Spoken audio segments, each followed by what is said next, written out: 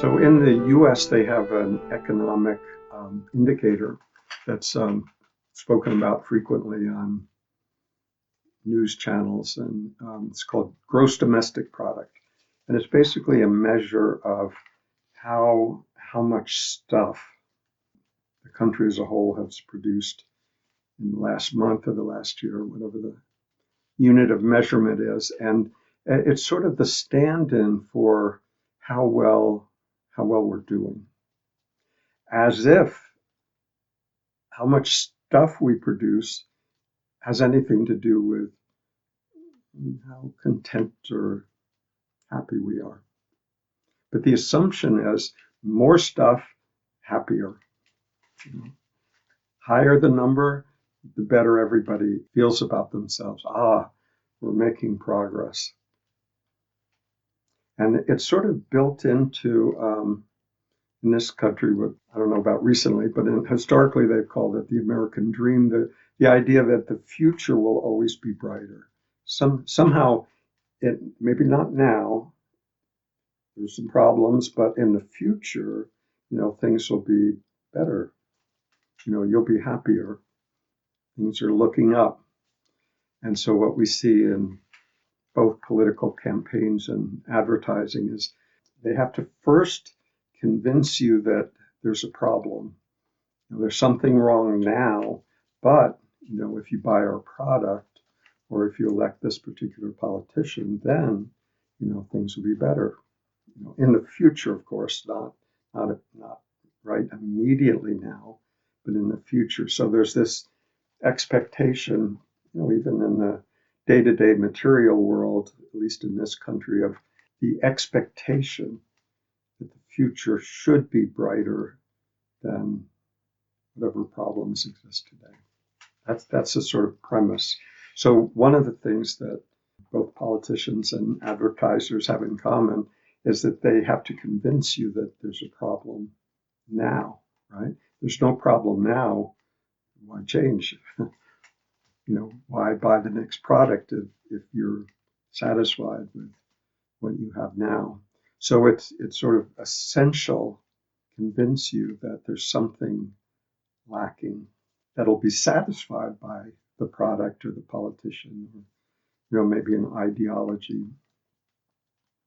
So we've all been around the block a few times, and we can see this mechanism, and we don't necessarily fall for buying the next product just because there's an ad for it.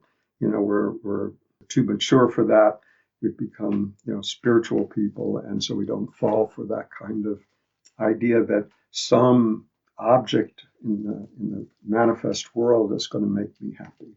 We've gotten past that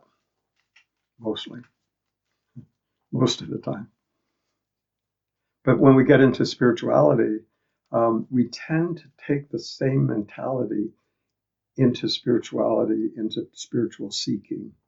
It's like there's a sense of there's something missing now that, well, when I get enlightened, then I'll be happy, eternally blissful. My problems will be behind me. It's actually the same promise in a different arena, that same sense of there's something lacking now, but if I do certain things, just like buying certain products, but if I do certain things, certain practices, certain austerities, certain diet, adopt a certain belief system, whatever the strategy is, then that's the resolution. I'll get to qualify to have this sense of unease resolved. So in the times of the Buddha, they call this sense of sort of unsatisfactoriness, I believe it was the Pali word for it, was dukkha, which has been translated as suffering. But it can be that, but it's usually much more subtle than that. It's sort of like dissatisfactoriness, like it's really just a sense of lack. Somehow life doesn't feel quite right. I know it can be better, right? So we're back to the same mentality again, that the politicians and the advertisers use, like, yeah, now it's not so good, it can be better.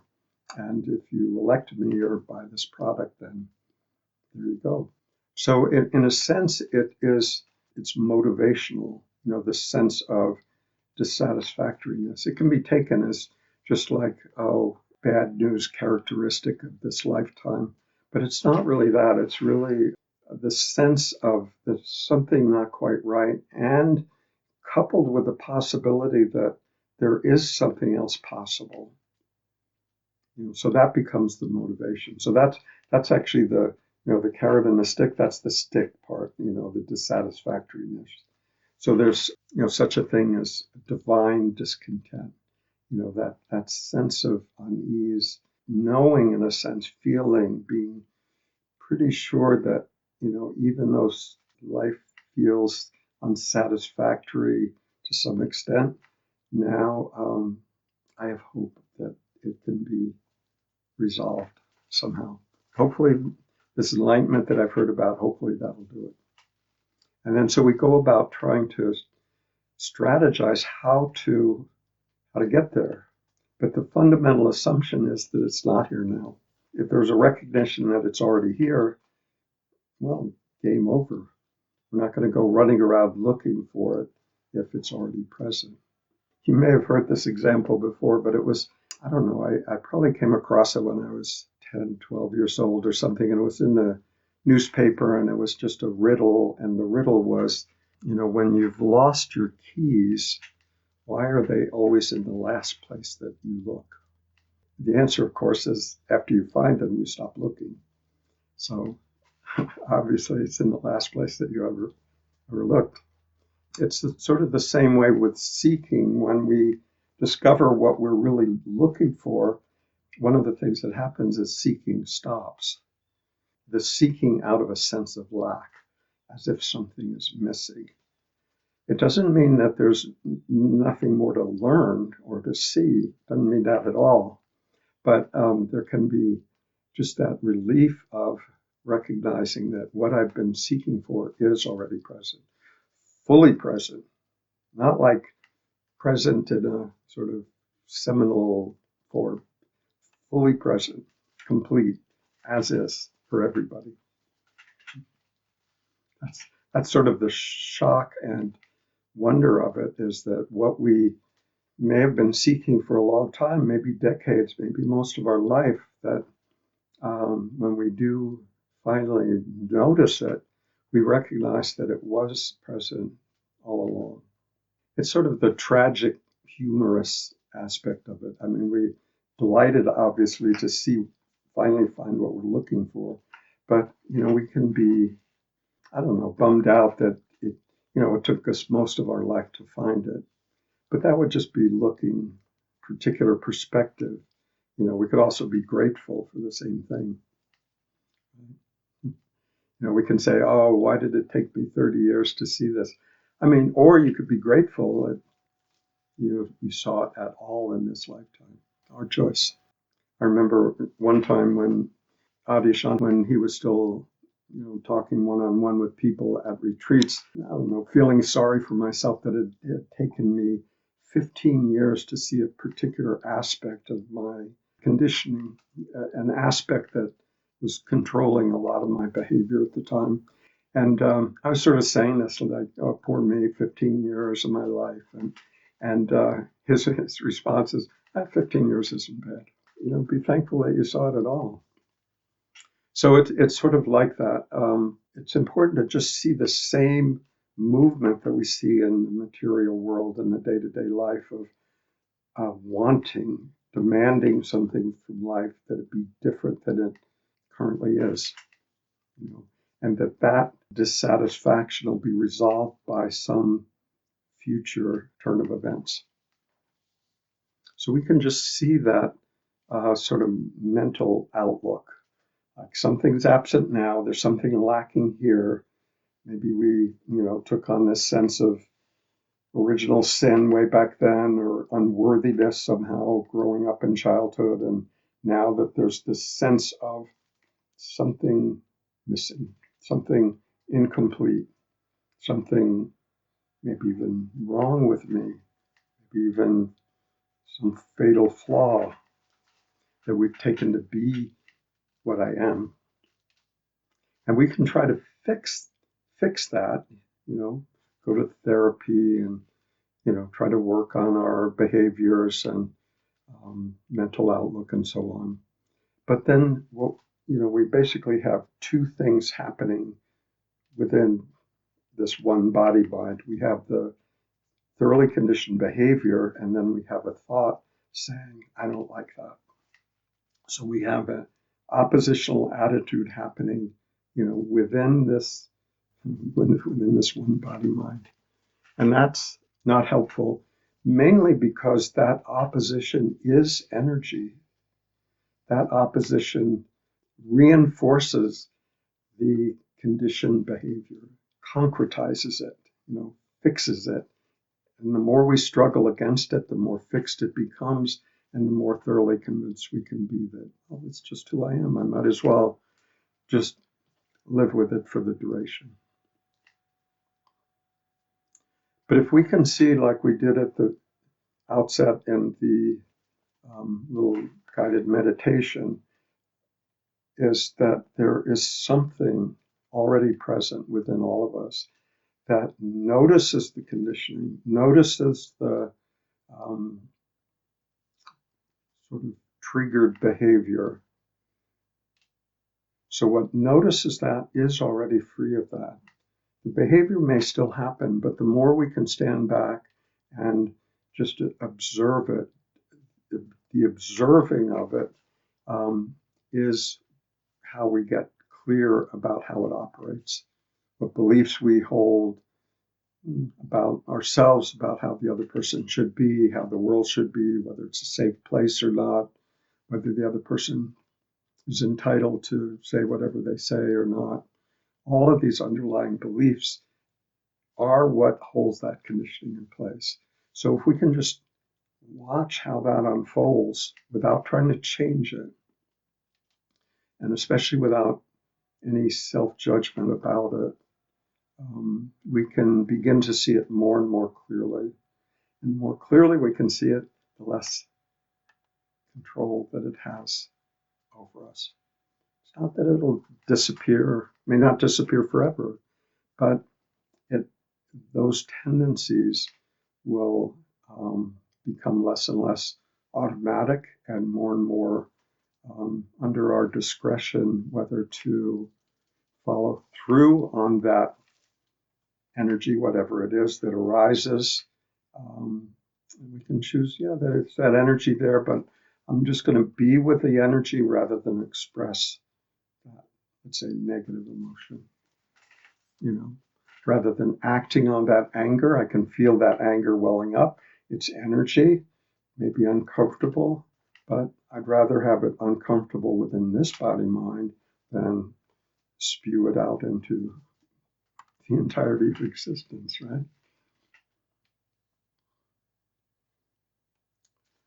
So this movement of feeling like there's something wrong now, with this coupled with this hope of something will come along at some future point, maybe an experience, maybe a powerful spiritual experience. We've all read about them.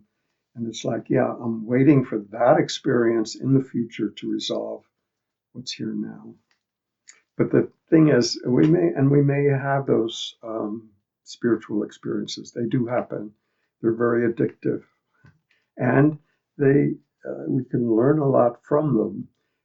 But the thing that they have in common with sort of day-to-day ordinary experiences is that they're subject to the law of impermanence. They don't last. The memory of them lasts, just like you remember the vacation that you took 5 years ago, but the memory of it is different than actually being on vacation now. The memory is different. And so in the same way, we can remember a powerful spiritual experience, but that sense, that, let's say, that ecstatic, high energy, very blissful state won't be there. We'll have the memory of it, but the actual experience of it will fade. And so when we can feel that, sort of that energetic experience fading, it's like, oh no, don't go, I want more of that. And hopefully the next time it'll be better, right? So here we are, next, more, better, but in the future again. Like that was good, that was really good, but I'm sure it could be even better. Maybe even so good it will be perpetual bliss. That's what I want. So, it's not, again, going back to the everyday world, it's not that much different than thinking, oh, if I only had that house that I always wanted, with a view and a nice kitchen, right neighborhood, and then same movement, right? So we can just feel that pull, that hope, that desire, something other than whatever is present now. But it's founded, it's founded on an assumption that what is present now is not enough. So I'm not saying that, just get used to your life as it is now and, end of story. It's not that. It's recognizing what is already present now that is absolutely fine with whatever's happening. It's not what is happening that makes everything okay. It's the recognition of what we truly are that actually is okay and couldn't be otherwise with whatever's happening. Just that spacious, empty, awake presence. Just that. Within which your entire life has happened. Everything that's ever happened has happened within consciousness.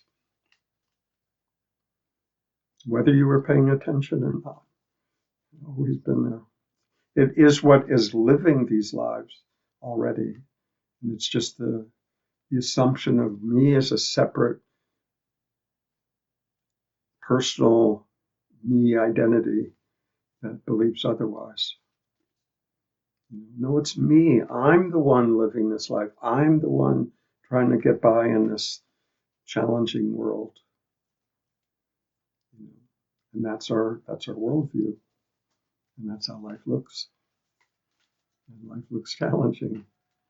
I'm not saying that life is automatically easy. There are challenges still, but it feels different when we are sensing it is just how life is unfolding at the moment. It's not life being opposed to me. It feels different, very different. So we can just, the purpose of the talk today is just to be aware of this movement to the future, this movement initiated by a sense of unsatisfactoriness and this hope for resolution in the future, something outside of ourselves. And the reason that we miss what's already present is we're looking in the wrong direction. And if we're looking in the wrong direction, then the question is, how long do we have to look in the wrong direction before we see what's already present? The answer, of course, is a long time, a really long time, until we're ready or forced to just acknowledge what is already present and has always been present.